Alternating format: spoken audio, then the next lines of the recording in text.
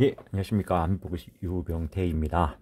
오늘은 좀 사실을 더 달았습니다. 유튜브에 있는 이 48강, 당연히 법무사 시험을 활용할 수 있고, 변호사 시험으로도 활용할 수 있고, 행정사 시험, 노무사 시험, 감정평가사 시험 등 민법이 들어있는 모든 시험에 다 활용할 수 있습니다.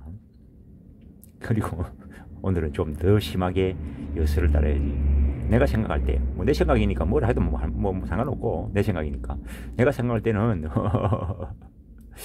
법무사 합격한 사람이 나는 요새는 민법의 대빵이다 생각합니다. 내 생각이니까. 왜냐고요? 민법이 민법만 가지고 완성되는 게 아니죠.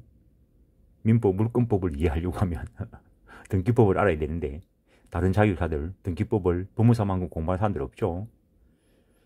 솔직히 깨놓고 나도 사법시험을 어쨌든 뭐 10년 넘게 공부했는데, 그때는 공부 방법을 몰라가지고 열심히만 공부했지. 가장 어리석은 짓이 열심히만 하는 거였는데, 하여튼 그때는 어리석어서 열심히만 했지. 누구보다도 열심히 했지. 근데 시험 방법을 생각 안 해봤기 때문에 그냥 고배를 마셨던 거고. 근데 항상 그때 사법시험 공부할 때, 민법 공부하면서 항상 연결 안 되는 부분이 있었어. 나중에 이제 공인중개사 쪽에 수업을 하면서 민법 강의를 준다 하길래 갔더니 이 새끼들이 등기법 강의를 해라 해가지고 할 수 없이 이제 어느 A 학원에서 형법, 형소법 수업하고 있었는데 민법 주겠다 이래가 갔더니 공시법 강의하라 해가지고 공시법 강의한 게 그 자체로서는 내가 그때 그 당시에 어쨌든 나중에는 이제 민법하고 같이 해가지고 몇 년 등기법을 한 3년 했는데, 등기법을 한 3년 했으면 등기법 교과서를 100번 봤습니다. 왜 100번 보냐고. 세 군데 하면은 두 달에 한 번씩 끝내니까, 세 군데 하면은 두 달에 6번을 끝내고, 두 달에 6번을 끝내면은 1년이면은 한 36번 보고 그리고 수업하기 전에 한번 정리하고 보고 이러면은 1년 하면은 등기법 교과서를 한 50번 보죠. 그럼 한 3년 강의했으면 100번은 봤다는 거지. 근데 나는 그때 등기법 강의할 때도 이해식으로 강의를 했습니다. 외울 필요가 없는데 등기법을 왜 외우고 앉아있어. 그래서 등기법이 딱 자리를 잡으니까 민법이 더 부드럽게 넘어가는 거죠. 다른 시험에서는 감정평가사에서도 조금 등기하죠. 죄송합니다. 다른 시험에서는 등기를 어쨌든 깊이 안 들어가니까 등기 관련되는 민법 영역 부분을 이해 못하고 보고 있는 거죠. 더 심하게 이야기할까요? 내도 다른 강사들 강의를 한 번씩 들어봅니다. 근래에 변호사 시험용 민법 강의하는 걸 들었는데, 그 어느 강사 누군가랑 이야기 안 합니다. 등기법 부분을 틀리게 강의하고 있습니다. 확실히 말합니다. 어마무시하게 법무사 공부 조금만 했으면 아주 기초적인 부분을 확실하게 틀리게 강의하는 사람이 있습니다. 변호사 시험 강의하는 민법 선생 중에. 다는 아니라 했습니다. 틀린 거 있습니다. 다 보십시오. 내가 자료를 제시할 수도 있으니까 그 다음에 민법을 이해하려고 하면은 집행법도 알아야 되는 부분이 있습니다. 나아가서 공탁법도 필요한 영역이 있습니다. 그럼 까놓고 법무사 시험 빼놓고 등기, 공탁, 집행을 시험 과목으로 보는 데가 어디 있는데? 법무사뿐입니다. 그게 종합돼야 민법이 정확하게 이해됩니다. 깨놓고 변호사들도 내한테 공탁 질문하고 집행 질문합니다. 등기 당연히 질문하고. 어쨌든 내도 이 48강 듣습니다. 내가 저때 저랬구나. 저때는 젊었지 라면서. 자, 그 정도 하시고 오늘 진도를 나가겠습니다. 지난 시간에 통정 허위 표시했고 착오에 의한 의사표시 보시겠습니다. 149페이지 착오로 인한 의사표시. 착오의 의미가 나요. 견해가 대입되고 있는데, 착오란 표시의 내용과 내심의 의사가 일치하지 않는 것을 표의자 자신이 알지 못하고 하는 경우를 말한다. 라는 견해와 착오란 의사표시의 착오뿐만 아니라 의사표시에 이르는 과정에서 사실과 인식의 차이로 보는 견해가 있다. 그 정도. 그 동계의 착오를 당연히 포함되는 걸로 보냐, 별개로 보냐의 문제로 연결될 수 있습니다. 착오로 인한 의사표시가 되기 위해서는 의사표시가 당연히 있어야 되죠. 당연히 있어야 되고, 의사표시가 불일치해야 되고, 그 불일치를 표의자가 알지 못했어야 한다는 거. 표시무효의 원칙이 적용되는 경우는 일치한 진위대로 효력이 가는 거다. 거기에는 착오의 문제가 없다라고 했습니다. 규범적 해석까지 갔을 때 진위와 표시가 불일치하는 그런 부분에 표의자가 그 불일치를 모르고 했다면 착오의 법리가 적용된다. 따라서 법률의 해석이 착오에 선행한다는 것. 착오의 유형, 표시상의 착오. 그냥 표시를 잘못한 거죠. 표시를 1000만 원에 판다 라고 할 걸 뭐 깜빡 졸다가 동그라미 한 개 빠뜨리고 만자를 빠뜨리니 뭐 1000원에 판다 라고 기재했던가. 10달러라고 적을 생각인데 써놓고 나서 뭐 정찰하고 나중에 보니까 뭐 10파운드로 기재되어 있다, 뭐 이런 것들. 상대방이 약정한 내용을 기재한다는 말을 믿고 백지 문서에 서명 날인하였는데, 오늘 이거 질문 받았습니다. 이제 뭐 그분이 오실지 안 오실지는 뭐 전화 상담을 받았는데, 그분은 뭐 단순 백지 문서가 아니고 백지음을 발행했대. 백지음을. 와, 어떻게 그렇게 모르면 겁이 없는 거지. 모르면 요 정도만 하겠습니다. 근데 자기는 분명히 백지음을 줬는데 그 받은 사람이 5억으로 보충해 가지고 돌려 가지고 그 마지막 소지인이 1억 가지고 통장 압류 뭐 그러니까 가압류 시도에 들어와 가지고 뭐 그 정도 뭐 정확한 내용은 대충 뭐 이야기 때 그분 말하는 거 쭉 들으니까 그렇던데, 어떻게 그렇게 그 없이 그럴 수 있나. 일단 선생님 말씀하시는 걸로 봤을 때는 아주 지금 불리한 상황이 있다. 그는 오셔서 유료로 상담 받으시라고, 전화로 답변 안 해준다고 이거. 그래서 뭐 그 정도 하고 말았는데, 어떻게 그것이 백지의 서명 날인을, 나중에 백지였다는 걸 내가 또 물어봤어. 백지를 줬다는 걸 아는 사람이 있냐고. 없대. 어떻게 그렇게 그 없이, 어떤 관계인지는 모르겠지만. 그리고 어쨌든 뭐 그 정도. 강학상 김영날인의 착오, 뭐 어떤 사람이 자신의 의사와 다른 법률효과 발생시키는 내용, 즉 신원보증 서류에 뭐 서명한다는 생각이 있는데 그걸 읽어보지 않고 연대보증 서면에 서명 날인된 경우, 그것도 어쨌든 전체적으로 표시가 잘못된 거죠. 표시가. 그 다음에 넓은 의미의 표시기간의 착오, 여기에 뭐 중개기간의 착오, 전달기간의 착오, 뭐 대리의 착오를 포함해서 넓은 의미의 표시기간의 착오다라고 하고 있는데, 본래적 의미의 표시기간의 착오라면 중개기관의 착오, 뭐 일반적인 민법 교과서에 나오는 거 전신기사의 착오, 1000만 원에 매도한다고 정보 보내달라 했는데 그 100만 원에 매도한다 하더라고 타전한 경우라면 표시가 잘못된 거죠. 이런 경우는 표기상의 착오가 된다는 거. 내가 가장 자주 예를 드는 게 이도령이 그 방자한테, 야 방자, 오늘 그 춘향아씨 그 저 절간으로 온나 하더라 해라 이랬는데, 방자가 뭐 시냇물 펄짝 뛰어넘고 가다가 이 절간이라는 단어가 기억이 안 나. 그 뭐 춘향이를 딱 보다가 쫄아가지고, 아씨 뭐 우리 도령님이 그 오늘 물레방앗간 내려 온나 하던데요. 그럼 뭐 춘향이가 물레방앗간 가겠지. 그러면은 이도령이는 절간에가 바람맞겠지 뭐.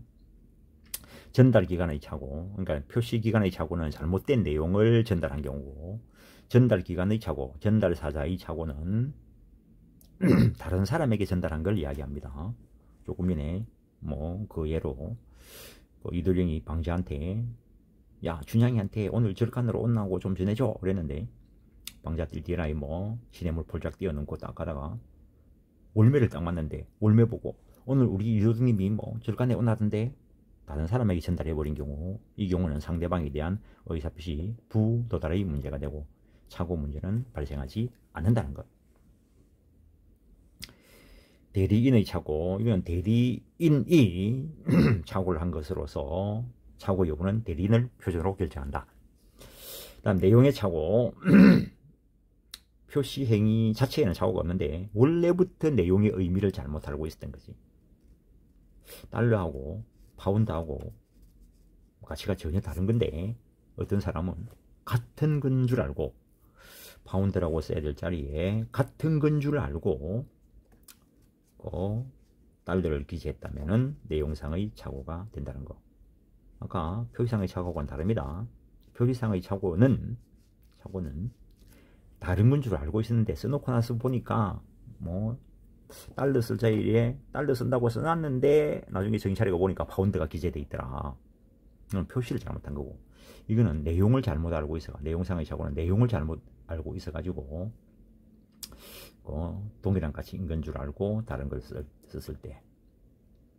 법률의 착오, 법률의 규정 또는 법률의 의미를 잘못 인식하고 의사표시를 한 경우를 말한다는 것.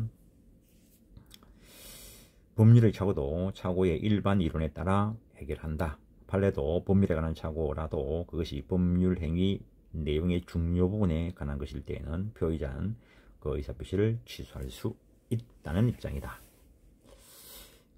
법률에 관한 착오, 법률의 규정의 의미, 법률의 의미,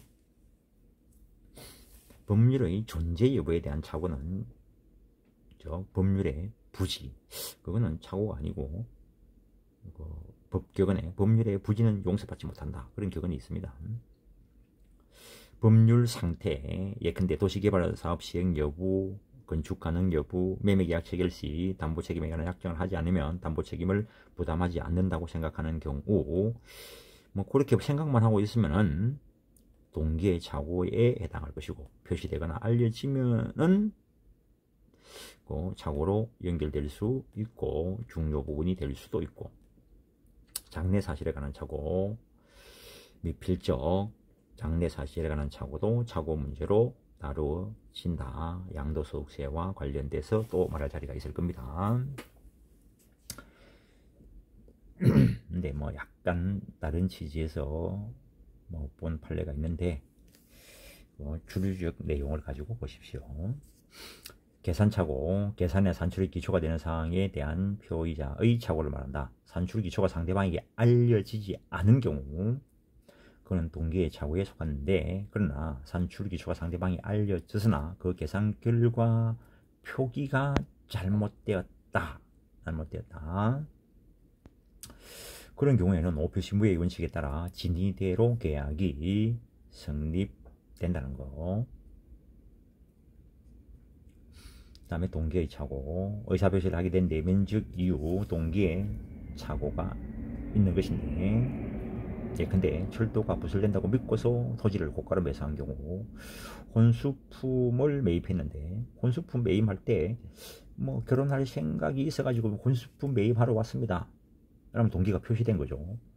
근데 결혼할 생각은 지물 속에 있고 그냥 물건 매입하러 왔다 이러면 단순한 동기가 불가할 것인데, 파혼된 경우 백부조 소정의 착오에 동기 착오를 포함시킬 것인가에 대해서 판례를 보시죠. 판례는 동기는 원칙적으로 의사표시 고려 요소가 아니다. 동기를 계약 내용으로 하는 의사를 표시하지 아니한 이상 그 착오를 이유로 계약을 취소할 수 없다고 하여 동기 표시설의 입장을 취하고 있다라는 거.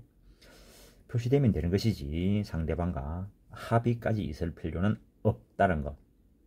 상대방에서 유발된 동기의 착오, 기속 해제된 토지를 국가기관이 기속재산이다 이러니까 어차피 뺏길 거라고 생각을 하고 자진해서 헌납, 정려한 경우, 공원 휴게소 설치를 신청할 때 시설 부지만, 휴게소 들어서는 시설 부지만 정리하면 되는데 공무원이 법령 오인으로 시설 들어서는 토지 전부를 정리해야 된다는 회신을 받고 기부 취납 의무가 없는 나머지 부분까지 다 정리한 경우, 나머지 부분까지 다 정리한 이 사람도 좀 생각이 없는 사람이죠. 시설 들어서는 부분만 뭐 정리하면 된다 그러면은 분필해 가지고 딱 시설 들어서는 부분 그것만 기부 취납을 하면 되지. 어쨌든 전부를 다 했을 경우, 상대방에서 유발된 동기의 착오는 착오의 문제로 일단 다루어진다라는 거.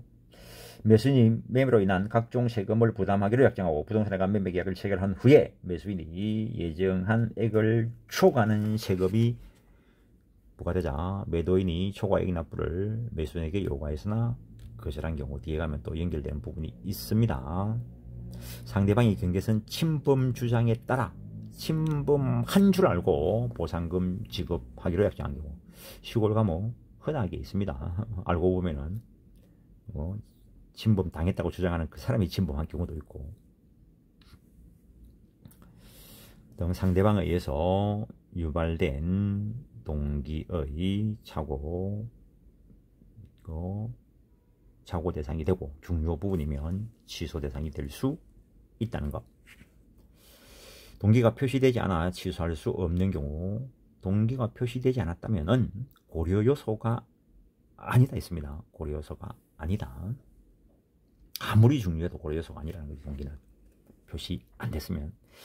회사 소속 차량에 사람이 치여 부상당하였으나 사실은 회사 차량 운전소에게 아무런 과실이 없어 회사의 손해배상 책임이 돌아올 수 없는 것임에도 불구하고 회사 사고 담당 직원이 회사 운전수에게 잘못이 있는 것으로 착각하고 회사를 대리하여 병영 경영자와 간에 환자 입원 치료비 지급을 연대 보정하기로 한 경우, 그러니까는 우리 회사 차량에 치여서 우리 회사가 책임이 있는 것이라면 책임지겠다, 그런 동기가 표시되었더라면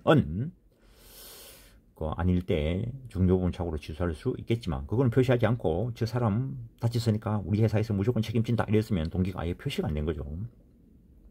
극단적으로 보면은 회사 소송 차량에 치여 부상당하였으나 사실은 회사 차량 운전자에게 아무런 과실이 없어 라고 했습니다. 그래서 위에 육교가 있는데 육교 밑은 보통 차들이 쌩쌩 달리죠. 운전수들은 당연히 사람이 육교 밑으로 뛰어들어올 건 생각 안 했죠. 차 달리고 있는데 육교 밑으로 확 뛰어들어오니까 차에 부상당할 수 있죠. 어쨌든 차량 운전수에게는 과실이 전혀 없다고 봅시다. 과실이 일부 있어도 마찬가지겠지만 과실이어는 아무런 과실이 없다 해놨잖아요. 그렇다면 당연히 회사가 책임이 없는데 회사 사고 담당 직원이 회사 운전수에게 잘못이 있는 것으로 착각하고 그런 내용을 이야기하지도 않고 그냥 입원 치료비 책임지겠다 했으면 책임져야 된다는 거지. 동기가 표시되더라도 중요 부분이 아니면 취소할 수 없다. 물론 상대방에 의해서 유발된 것이 사기 취소로 갈 여지는 있습니다. 착오 취소 요건, 중요 부분에 착오가 있고 표의자에게 중대한 과실이 없어야 된다는 거. 일단 중요 부분에 관한 착오가 있을 것, 중요 부분의 판단 기준, 법률행위에 중요 부분 착오가 있는가 여부는 그 행위에 대하여 주관적 객관적 표준에 따라 구체적 사정에 따라서 판단한다. 중요 부분인가 여부는 착오 취소 주장자가 입증 책임을 부담한다. 주관적 기준이라는 것은 표의자가 그런 착오에 빠지지 않았더라면 그 의사표시를 하지 않았을 정도. 객관적 기준이라는 것은 일반인의 입장에서 객관적으로 보더라도 그런 착오가 없었더라면 법률행위 하지 않았을 정도. 그리고 중요 부분이 되려고 하면은 표의자에게 경제적 불이익이 있어야 된다는 거. 그래서 주 채무자의 차용금 반환 채무를 보장할 의사로 연대 보정 서면에 서명 날인했는데 그게 지금 현재 차용금 채무가 아니고 기존의 과거의 채무에 관한 공정증서였다. 그것만 가지고 표의자의 경제적 불이익이 있는 건 아니죠. 그냥 보증 쓰겠다는 거지. 그래서 중요부분 착오를 할 수 없다. 그러나 신원보증계약서인 줄 알고 신원보증 쓰니까 도장 좀 찍어달라 했는데 나중에 알고 보니까 그게 연대보증이더라. 그러면은 중요부분 착오 될 수 있죠. 경제적 불이익이 발생할 수 있으니까. 중요부분 착오의 모습. 사람의 동일성 여부는 대체로 중요부분이겠죠. 뭐 내가 뭐 동생한테 돈 보내준다고 보냈는데 뭐 그게 동명이인인 딴 사람한테 갔으면 중요부분 착오겠죠. 한다. 현실 매매, 그냥 길거리에서 물건 파는 거 그냥 간단하게. 그런 경우에 매수인이 누군가는 중요부분 아니다. 목적물이 동일성에 관한 착오 중요부분이겠죠. 아, 이거 하니까 또 생각나는데. 보통 잘 안 그러는데 그냥 뭐 대충 하고 그냥 뭐 그렇게 하고 넘어가는데 하도 열받는 일이 있어가지고 컴퓨터 이 모니터를 뭐 지금 내 쓰고 있는 게 이거 27인치인가 35인치인가 하여튼 뭐 대충 큰 겁니다. 이 수치적 개념이 별로 없어가지고. 근데 좀 더 큰 거, 이거보다 좀 더 큰 거를 하려고 요새 뭐 대리점 가서 살 수도 있지만 나는 전자제품, 옷, 뭐 신발 이런 것들은 대부분 그냥 그 판매처 가가지고 그냥 보고 삽니다. 신발도 그렇고. 근데 뭐 신발도 뭐 특별히 뭐 그한 거 아닌 거는 이제 인터넷으로 주문해 봤는데 책이야 뭐 그냥 옛날 생각할 겸 신림동 뭐 이불로 가는 경우도 있고 뭐 책을 또 어떤가 보고 사는 경우도 있고 한데 그냥 뭐 내가 기존에 보던 책 개정판 나오면 그냥 인터넷에서 주문하죠. 전자제품 사려고 하면은 딱 가서 보고 뭐 다 맞춰보고 해야 되는데 근데 그냥 아유 귀찮은데 뭐 인터넷으로. 근데 요새는 인터넷이 아니고 핸드폰으로 사죠. 핸드폰으로 11번가 들어가 가지고 모니터 딱 치니까 여러 가지가 뜨더라고요. 내가 바라는 거는 일단은 그 사진 찍어놓은 거 원판, 사진 찍어놓은 거 바닥이 원판인 거, 그러니까 그 받침대 밑에가 원판으로 되어 있는 거. 무슨 V자처럼 각진 것도 있는데 내 모니터 난 자리는 원판을 놔야 되는 그런 자리라 가지고 원판 찾아 가지고 모니터 크기 보고 그 사진을 보고 내가 주문을 했어요. 그래가지고 이제 뭐 들뜬 마음으로 모니터 큰 거 쓴다, 뭐 사진으로 봤을 때 괜찮다 기다리고 있었는데 딱 끄집어내니까 이 받침대 밑에가 V자로 되어 있어요. 내가 내 책상은 벽을 보고 있는 게 아니고 룸 쪽, 그 사무실 쪽을 보고 있으니까 그 책상 앞으로 사람이 지나가는데 V자로 되어 있으면은 약간 걸리는 수가 있다는 거죠. 그래서 내가 전화해가지고 이거 돌릴 테니까 카드 취소해라 라고 이야기하니까 저쪽에서 대뜸 선생님이 주문한 게 맞습니다. 자, 그 밑에 번호판 보세요. 뭐 SKWB 뭐 저거 저 번호 부르면서 선생님이 주문한 게 그겁니다. 나는 그거 보고 주문한 게 아니다. 나는 컴퓨터 모니터 비전문가다. 너가 의도적으로 그렇게 올렸으면 그 사기다. 나는 모니터 그 찍어놓은 사진, 특히 바닥이 그 타원형으로 된 거 그거 보고 주문했다. 그러니까 내보고 선생님이 분명히 이거 뭐 SWK 뭐 어쩌고 저렇고 그거 주문한 거 클릭했으니까 정상적으로 주문한 거 맞습니다. 야, 그럼 너 사기야. 상대방의 기망에 의해서 내가 착오를 일으킨 거죠. 그러면 사기 취소도 있고 내한테는 이거 중요한데 객관적으로 중요한지는 모르겠어요. 어쨌든 목적 물건의 동일성 아주 중요하죠. 뭐 판례도 그런 게 있습니다. 뭐 중개사가 뭐 그 보여준 그게 X인 줄 알고 했는데 계약서에 찍었는데 나중에 보니까 뭐 Y다. 너무 중요부분 착오죠. 물론 중개사가 그랬으면은 제3자의 사기 강박에 의한 상대방이 있는 의사표시가 될 수도 있고, 토지의 현황 경계에 관한 착오이라면은 뭐 중요부분 착오라 하는데 경미한 경계 착오라면은 중요부분 아닐 거라는 거. 합의 당시 예상하지 못한 결과 발생. 과거 판례는 교통사고로 인한 피해에 대한 손해배상 합의를 한 후 예상치 못한 후유증이 발생하고 그 손해액이 합의금에 비하여 매우 큰 경우라면 중요부분 착오에 해당한다라고 했다는 거. 근데 지금 판례는 이러한 경우 법원 등이 해석을 통하여 확대 손해를 배상해야 된다라는 방향으로 나가고 있다는 것. 합의서를 안 썼으면은 처음부터 하면 되죠. 근데 합의를 해버렸으면 과거 판례 보면은 그거 취소하고 다시 하든지 가야 되죠. 취소하러 갔던데 취소하려면 중조부분 착오고 표의자에게 중대한 과실이 없어야 되는데 중대한 과실이 있어버리면 착오 취소는 안 돼. 그래서 뭐 옛날에 우스갯소리로 그 택시기사 아저씨가 골목길을 가다가 보니까 애가 쓰러지더라는 거지. 그래서 애가 보니까 막 잘 하지도 못하고 막 너무 놀라가지고 뻣뻣해지고 그래가지고 뭐 주무르고 이래가지고 의식을 차리게 해가지고 애기 엄마를 빨리 찾았다는 거지. 애기 엄마 빨리 찾아가지고 애기가 좀 놀란 것 같다. 그래가지고 뭐 만원짜리 주면서 과자 사물라 이러니까 아주 막 응급길에 만원을 받은 거지. 받는 순간 기본적인 합의가 돼버린 거지. 그래서 지나와서 한 달 지나와서 애가 실명해 버렸어. 물론 인과관계가 증명이 돼야 되겠지만 그건 중요 부분이라면 앞에 했던 합의 취소하고 새로 해 있는 그런 경우는 중대한 과실도 없겠죠. 오히려 뭐 택시기사 입장에서 보면 사기가 성립될 수 있을까? 사기는 아니라고 보죠. 당시에 뭐 사고가 확실히 나가지고 그런 것 때문에 모르겠는데 그 탁받치 있다고는 생각 안 하고 애가 놀란 것 같다라고 생각한 거예요.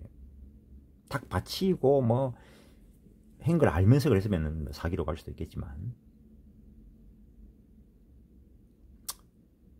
그러니까 이제 이럴 때는 이렇고 저럴 때는 저렇게 이럴 때는 항상 이야기하죠. 상황이 바뀌면 답이 바뀐다고.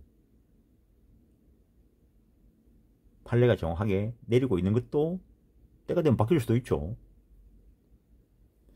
사람의 경력, 물건의 성상 내력 이런 것들은 동기 부분인데 표시되면 중요 부분이 될 수 있다. 판례상 중요 부분 착오에 해당하지 않는 경우에 하는데 표시되지 않은 동기 고려조차 안 한다는 거지. 매매 목적물 소유자에 관한 착오는 중요 부분 아니다. 왜? 소유자 아닌 사람이 매매계약을 체결하더라도 일단 유효해. 채권행위는 의무부담 행위이기 때문에 처분권 아닌 자가 하더라도 유효하다는 거죠. 그런데 그 계약 체결 당시에 계약 내용에 매도인 소유일 것을 내용으로 하는 것이 포함되어 있었더라면 중요 부분이 될 수 있다. 물론 판례는 임대차와 관련돼서 그런 것들이 있습니다. 지적의 부족, 지분의 다소 부족 이런 것들은 중요 부분 아니다는 거. 시가의 착오, 환율의 착오도 뭐 시가의 착오죠. 일반적으로는 중요 부분 착오가 아니라고 보는데 이게 현격한 차이가 있으면 중요 부분 될 수 있습니다. 현격한 차이. 뭐 가게에서 물건 사러 갔더니 약사 아저씨가 내처럼 뭐 난시가 심해서 동그라미 뭐 3개 있는 걸 갖다가 6개로 봐가지고 뭐 전에 발걸 뭐 100만이다 하길래 와 이거 정말 좋은 것 같다 사고 뭐 사가지고 와서 보니까 자기가 이제 뭐 와서 보니까 그 동그라미 3개 뿌이더라는 거지. 그럼 취소할 수 있어야죠. 중대한 과실이 있냐? 중대한 과실이 아니라고 봐야지. 그래서 뭐 어떻게? 내도 얼마 전에 약방에서 그 하도 눈도 안 좋고 그래가지고 영양제를 하나 샀는데 그 약사 분께서 내가 사는 뭐 영양제 하나 주십시오라는 거 박스를 4만원 탁 내니까 안에 그 통이 3개 있어야 되는데 2개 뿐이더라고. 그래서 그걸 덮어놓고 이제 그 밑에 있는 걸 끄집어가지고 주더라고. 그걸 열어보고 싶은데 또 금방 하긴 했는데 그것도 열어봅시다 하기도 그래서 이제 들고 사무실에 왔는데 깨름찍했는데 탕 열어보니까 2개밖에 안 들었어. 물론 당연히 그냥 전화해가지고 1개 더 주십시오 빠졌네요 하고 받아왔는데 그래서 만약에 아니 그거는 틀림없이 3개 있을 건데요 뭐 이랬으면은 내가 딱 들고 가가지고 이제 또 취소권 행사하고 열받아서 그 집에 안 갔겠죠. 근데 다행히 또 그분이 그걸 또 기억하고 있어가지고 차 그랬네요 라면서 물론 챙겨주셨는데, 그러니까 돌아다니는 그 인터넷에 돌아다니고 보면 시가의 차고는 중요부분 차고가 아니라는데,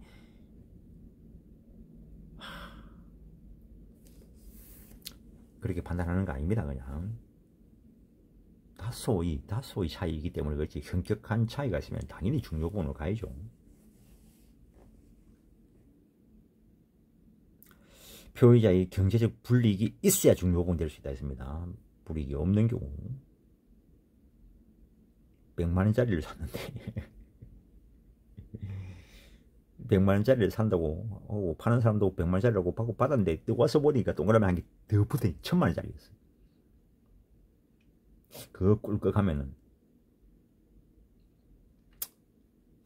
사기가 될 수도 있죠.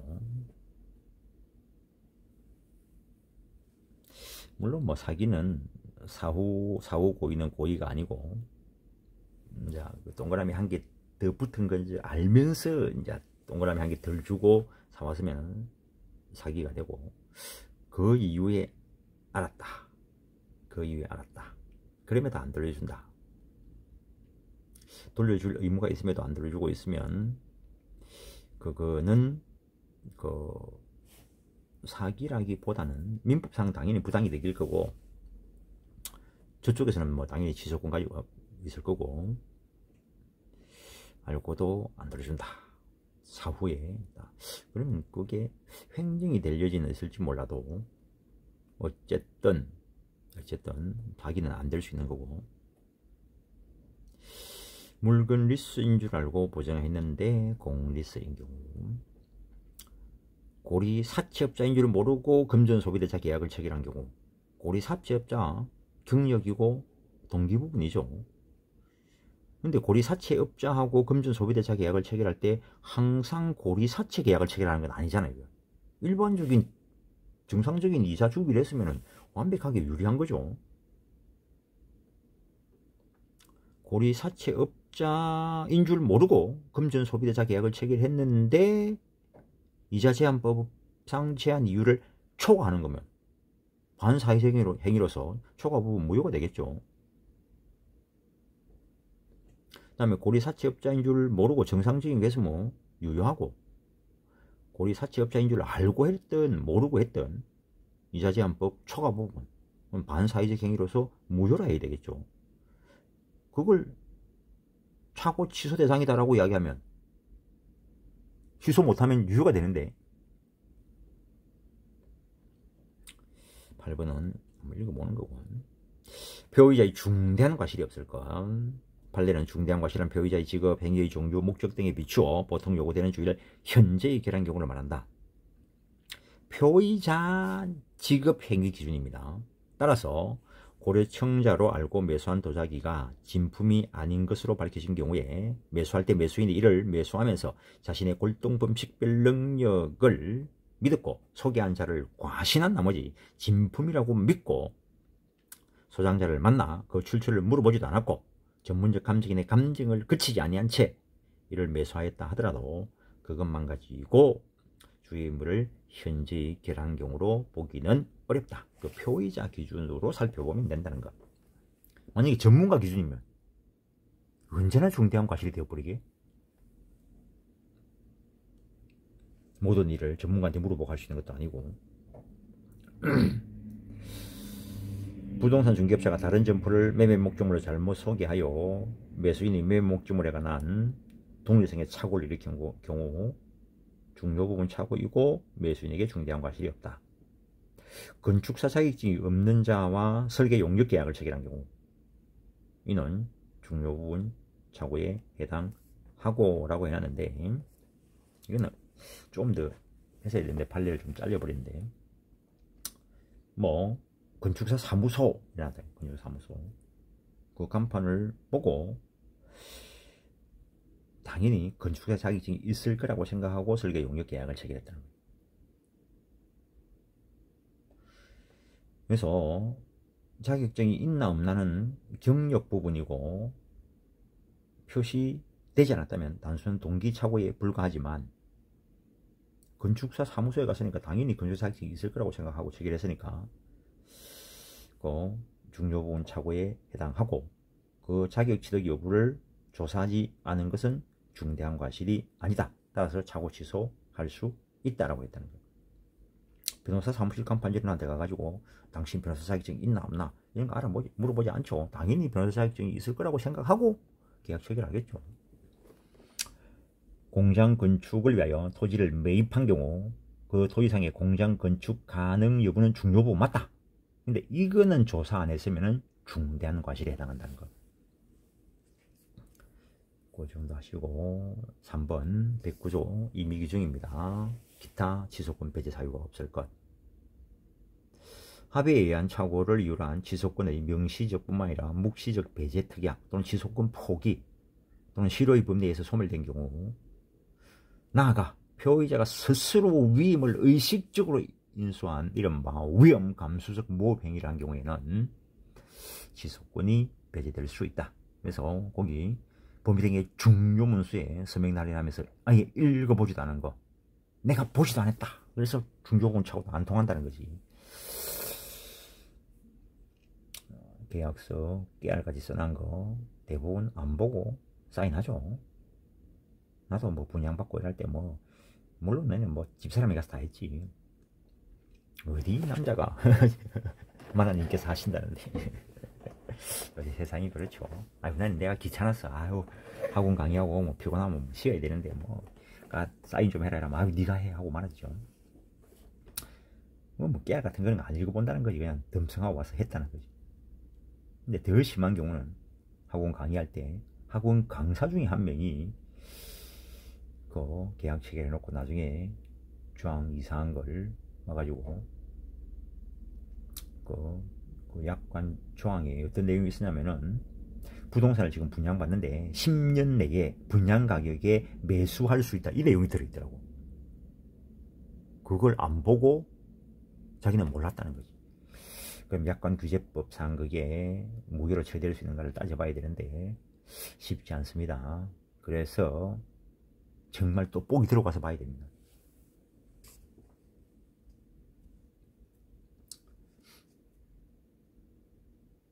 그 다음에 또는 착오자의 상대방이 착오자의 진위에 동의하였음에도 지속권 행사하는 것은 신의 측에 반하는 경우 진위대로 가면은 진위대로 가는 경우에는 착오 취소의 문제가 없죠. 보충적 해석에 의해서 그 틈이 보충되는 경우에는 지속권 행사할 수 없다. 좀 더 볼 것이고 표의자의 착오에 대한 인식 가능성이 필요한가 확인해 드리기 뭐 있다. 네. 이 책에서 내 견해를 써놓은 것이 뭐 100군데 있긴 한데 가능하면 내 견해를 안 썼습니다. 본인들이 생각을 하십시오. 뭐 어쨌든 뭐 시험 치시는 분 입장에서는 판례를 가지고 답을 고르는 거니까 판례가 없는 영역은 답이 없는 거죠. 참고로 그 옛날에 사법시험 공부할 때는 전부 논리적으로 봤습니다. 요즘은 이제 출제 경향이 좀 바뀌었는데 일각에서는 옛날 사법시험 형태의 문제로 시험을 쳐야 된다는 말들이 나오고 있습니다. 논리적으로 쫙 가야 되는데 일단 특정 부분만 딱 보고 그 특정 부분도 공부를 열심히 하는 사람이 뭐 볼 확률이 많겠죠. 근데 정말로 내가 저 앞에서 이야기했는데 복장한테는 복이 많은 장수한테는 어느 누구도 이길 수 없다. 딱 그것만 봤는데 그게 딱 시험 나와가지고 합격하는 사람도 있다는 거죠. 확률은 제로겠지만 거의 0.00000 저 끝에 1 뭐 이래 되겠지. 근데 옛날 논리가 할 때 실제로 신림동에서 그런 사건이 있었습니다. 뭐 내도 아침에 일나가지고 운동삼아 운동도 아니고 뭐 그 나중에 이제 오래 하다 몸이 지쳐가지고 약수터에 물 들어가고 했는데 요즘은 물도 안 나오는 것 같던데. 근데 그때 친구들이겠지. 이제 스터디 한다고 가면서 이제 뭐 하면서 뭐 일설을 취하고 저설을 취하고 그러면 그 이론상은 그게 맞고 내 이론상 내게 맞고 이렇게 가야 되는데 그게 이제 너무 공부에 빠져 있으니까 격해졌던 것 같아. 그러니까 논리 싸움 하다가 살인사건이 일어난 경우가 있습니다. 서명착오에 대한 정리. 법률 효과 발생을 위한 문서임을 알면서 그 내용을 알아보지 않고 아무런 고려 없이 기명 날인한 경우 앞에서 봤죠. 위험 감수한 것 착오 취소 대상이 되지 않는다. 문서 내용이 의도한 것과 다른 것임을 모른 경우 부동산 임대차 계약서에 서명한다는 의사가 있었지만 부동산 매매 계약서에 서명된 경우 또는 신원보증서에 서명한다는 것이 연대보증서에 서명된 경우 표의사항의 착오고 중요 부분 착오로 취소 대상이 될 수 있다는 것. 구두 합의대로 문서를 작성한다 할 것이라는 의사로 백지 문서에 서명을 했으나 상대방이 다른 내용을 보충한 경우, 근데 3만원 금전 소비 차주로 백지 문서에 서명했는데 상대방이 소비대주가 3억으로 보충하였다면 신뢰를 위반한 상대방을 위한 규범적 해석에 의한 표시대로 효력이 인정되지 않는 것이므로 착오 취소 대상으로 할 필요 없이 진위대로 효력을 인정하여야 될 것이다. 5표시 무효의 원칙이 적용되는 경우, 상대방도 진위대로 했을 때 이야기이고 표시대로 주장하면은 중요 부분 착오 가고 나 피의자의 과실이 없나에 따져야 될 것인데 못 밝혀내면 3천만원 빌려줘놓고 3억 빌려줬다는 계약서를 작성을 하는데 그게 실제로 3천만원 가져갔다는 걸 입증 못하면은 또 다른 문제가 발생할 수 있죠.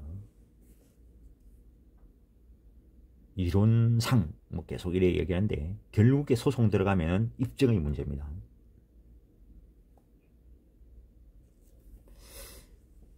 오늘 조금 전에 이제 다른 법무사님한테 항상 옆에 계시는 법무사 다 있죠. 뭐 밥 먹을 때마다 법리를 이야기하고 하는데 오늘 사건 중에서는 아주 조심해야 될 사건, 정말 간과할 법한 사건. 그 이야기는 하면 이제 길어지니까 안 하는데 하여튼 어떤 소송 사건을 접하면은 민법 전체를 머릿속에 떠올려 다 따져봐야 됩니다. 특정 부분 임대차니까 임대차 조문만 가지고 그럴 게 아니라고.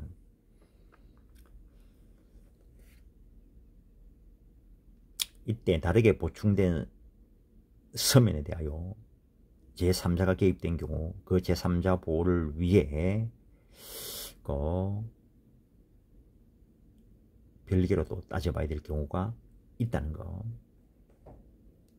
아까 백지 보충권과 관련된 이야기 살짝 했었죠. 물론 이제 음수법도 봐야 되겠지만 음수법이라고 기본적인 내용에 큰 차이가 있는 건 아닙니다. 특히 음의 유통성은 보장되어야 한다는 딱 전제하에 딱 보면은 그 마지막 소지인 보호할 필요성이 있습니다. 악의 또는 중대한 과실이 없으면 그 사람은 보호를 받아야 됩니다. 채무자의 현재 채무보증인으로 서명한다는 것이 과거 채무보증인으로 서명한 경우 경제적 불이익은 없다는 거죠. 앞에서 이야기됐고, 진정 성립된 서면, 중요한 게 진정 성립된 서면에 야, 내 바쁘니까 빨리 도장 찍어, 내 지금 가야 돼, 이렇게 다그치 가지고 서명한 경우 차고 문제가 없죠. 진정 성립된 대로 가는 거니까. 이건 강박 대상도 아니죠. 착오로 인한 의사표시의 효과, 중요 부분 착오가 있어야 취소할 수 있다. 취소 대상인 법률행위는 유동적 유효 상태에 있다. 취소가 되면 소급적으로 무효가 된다. 이행된 것이 있으면 부당이득 반환 의무가 생긴다. 취소 쪽에 가서 다시 봅니다. 표의자에게 중대한 과실이 없어야 된다. 실리익 배상 여부에 대해서 다툼은 있는데 판례는 계약체계상의 과실 책임을 확대 적용한 바가 없다. 그리고 착오 자체에 위법성이 있는 건 아니죠. 불법행위도 되지 않는다. 계약 체결상의 과실 책임 쪽에 가서 한 번 더 살펴볼 것이고, 이때 의사표시와 관련된 취소, 선의 제3자에게 대항하지 못한다. 착오로 인한 의사표시의 적용 범위 시간이 너무 길어졌네요. 지금 우리 재산법 하고 있습니다. 가족법상의 착오 무효겠죠. 결혼식 한다고 급하게 갔는데 뭐 면사 벗기고 있어가지고 뭐 자기 오늘 결혼할 여자인 줄 알고 다른 여자 손잡고 들어갔다고 해서 그게 차고 취소 대상이다. 그러면 안 되죠. 무효죠. 그거는. 단체법적 정형적 거래 행위, 거래 안전 보장을 위해서 취소가 제한될 수 있다. 주식 인수 관련된 거, 공법상 행위, 소송 행위 적용 안 된다는 거. 차고와 다른 제도와의 관계, 사기의 의사표 시와 차고의 의사표 시 요건이 다 구비가 되면 어느 것에 의해서라도 취소 주장할 수 있다. 그 정도 하시고, 하사담보 책임과의 관계, 요 부분이 근래 판례가 들어온 겁니다. 과거에 학설뿐이었는데 학설은 하사담보 책임 우선 적용된다, 109조가 배제된다 이래 했는데 판례는 차고 요건과 하사담보 책임 요건이 다 구비가 되면 권리자가 선택적으로 행사하면 된다. 해제당한 자라도 자기에게 차고 취소권이 있으면 차고 취소권 행사해서 자기의 책임을 면할 수 있다. 화해계약은 차고로 이를 취소하지 못한다라고 되어 있는데 화해계약 당사자의 자격이나 화해의 목적 이외의 분쟁 상황에 대해서 차고했을 때는 취소할 수 있다. 사기까지 가려고 했는데 너무 많네요. 하여튼 시간이 너무 길어졌고 이번 시간은 여기까지 하고 다음에 화해계약과 차고 그 부분부터 하겠습니다. 예, 수고했습니다.